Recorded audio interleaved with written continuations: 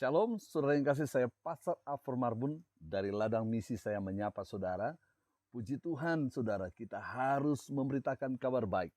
Dunia harus tahu bahwa Tuhan yang kita sembah, Tuhan yang maha kuasa, Tuhan yang maha besar, bahkan dialah jalan kebenaran dan hidup.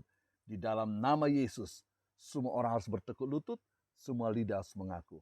Hari ini saya ingin menyampaikan kepada kita semuanya, Allah kita El Shaddai, Allah Maha Besar.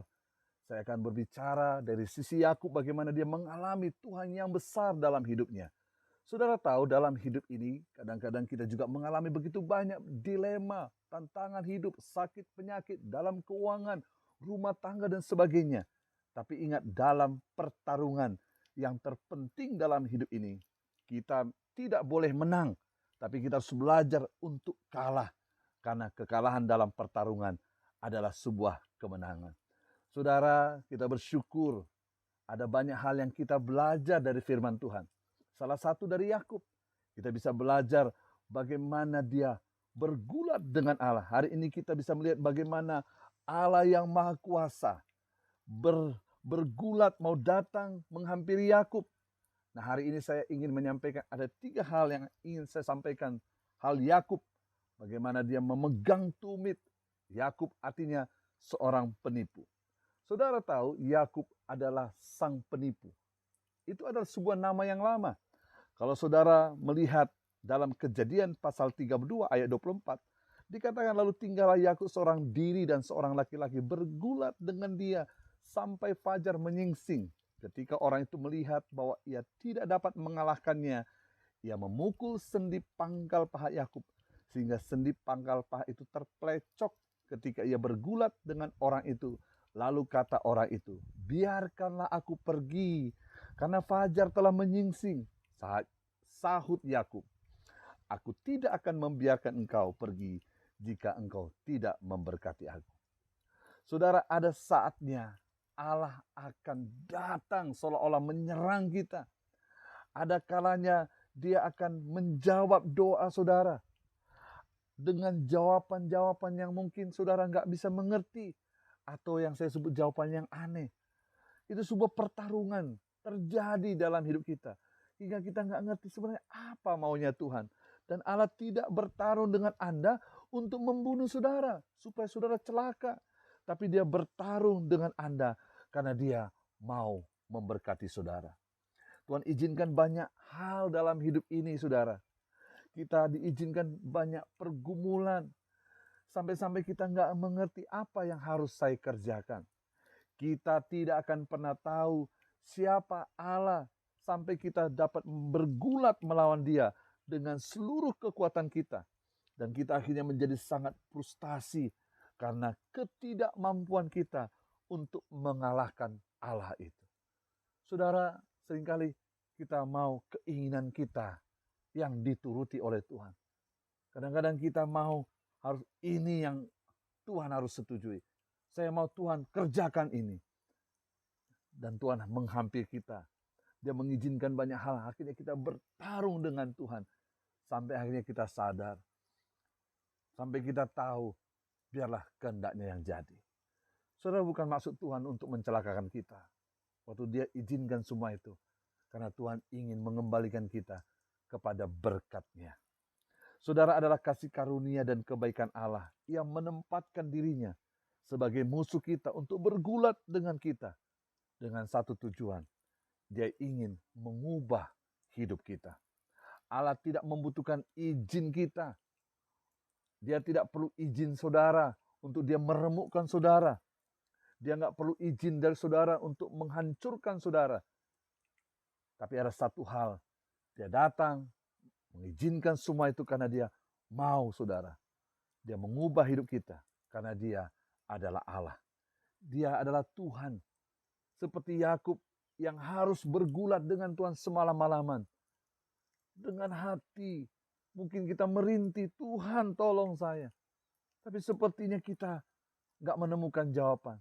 Sampai akhirnya kita melihat, iya, saya sadar ternyata saya selama ini telah menggunakan kekuatan saya, kesombongan saya, keangkuhan saya. Saudara, Tuhan mau kita merubahnya, mengalami kelahiran baru. Kita punya nama yang baru. Kita nggak punya model yang lama dengan gaya kita, dengan prinsip-prinsip kita.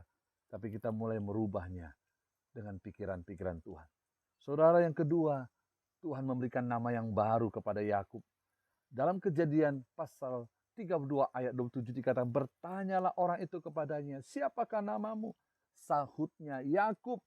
Lalu kata orang itu, namamu tidak akan disebutkan lagi Yakub, tetapi Israel, sebab engkau telah bergumul melawan Allah dan manusia.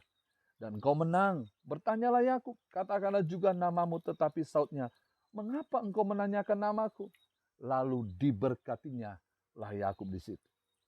Saudara, siapa kamu? Saudara, Allah itu Maha Tahu. Namun yang Allah cari dari Yakub adalah sebuah pengakuan Yakub. Bukan Allah tidak tahu siapa Yakub, tetapi Tuhan mau ada sebuah kejujuran dari Yakub dengan nama yang sesungguhnya. Bukan pengakuan Yakub ketika di kemah bapaknya. Ia mengaku sebagai Esau. Waktu dia datang kepada bapaknya, aku adalah Esau. Saudara, itu adalah sebuah penipuan. Hari ini Tuhan kembali bertanya seperti bapaknya bertanya kepada Yakub. Waktu Yakub datang menipu bapaknya dengan memakai bulu, dia mengaku Esau. Dalam pergulatan ini, Yakub kembali bertanya, Tuhan bertanya kembali kepada Yakub seperti seorang bapa yang bertanya kepada di kemah. Allah bertanya, siapakah engkau? Hari ini Yakub dengan jujur mengaku, bukan Esau, tapi Yakub. Artinya apa? Sang penipu. Yakub memenangkan pertarungan dengan cara kalah dalam pertarungan. Ada pertarungan yang hanya bisa kita menangkan dengan kekalahan. Dengan kita berkata, ya Tuhan aku nyerah. Ya Tuhan aku gak sanggup. Ya Tuhan aku gak mampu lagi. Waktu kita berkata, Tuhan aku gak sanggup. Di sanalah kemenangan kita raih. Allah tidak menginginkan umat Kristus yang kuat. Tapi dia menginginkan sebuah umat Kristus yang lemah. Yang tahu bahwa Tuhannya adalah Tuhan yang maha kuasa. Waktu kita berkata, aku memang lemah. Aku memang tidak ada apa-apanya. Tapi aku percaya, aku punya Tuhan yang kuat. Aku punya Tuhan yang maha besar.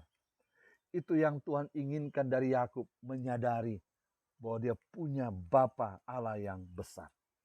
Yang ketiga, apa yang dapat kita pelajari dari Yakub? Ada berkat misi. Saudara perhatikan, Allah memberikan nama baru, tapi sebagai tanggung jawab yang diberikan kepada Yakub, supaya Yakub jadi berkat bagi bangsa-bangsa. Saudara, waktu saudara Tuhan memilih saudara, bukan sekedar ingin saudara supaya hidup nyaman, bermain aman di dalam gereja, saudara rasa diberkati, saudara bisa memberi perpuluhan, ucapan syukur, puji Tuhan buat setiap pemberian itu, karena itu sesuatu yang baik. Tapi jauh lebih dari itu, Tuhan mau supaya kita jadi berkat bagi banyak orang lain. Bukan hanya bagi keluarga, bukan hanya bagi gereja lokal, tapi bagi saudara-saudara kita yang ada di pulau-pulau, gunung-gunung, desa-desa, bahkan bangsa-bangsa. Saudara, dalam Kejadian pasal 35 ayat 9 dikatakan, setelah Yakub datang dari Padan Aram, maka Allah menampakkan diri pula kepadanya dan memberkati dia. Firman Allah kepadanya, namamu Yakub, dari sekarang bukan lagi Yakub, melainkan Israel. Itulah yang akan menjadi namamu. Maka Allah menamai dia Israel. Lagi firman Allah kepadanya, akulah Allah yang maha kuasa. Beranak cuculah, bertambah banyaklah, satu bangsa bahkan sekumpulan bangsa-bangsa akan terjadi daripadamu. Dan raja-raja akan berasal daripadamu. Dan negara ini dan negeri ini yang telah kuberikan kepada Abraham, Ishak, akan kuberikan kepadamu, juga kepada keturunanmu. Lalu naiklah Allah meninggalkan Yakub dari tempat ia berfirman kepadanya. Kemudian Yakub mendirikan tugu di tempat itu, yakni tugu batu. Ia mempersembahkan korban curahan, menuangkan minyak di atasnya. Yakub menamai tempat di mana Allah telah berfirman, Betel. Saudara, Yesus mendekati murid-muridnya dalam Matius 28. Yesus berkata, segala kuasa di sorga dan di bumi sudah diberikan kepadaku. Sekarang kuasa diberikan kepada kita. seperti kuasa yang diberikan kepada Yakub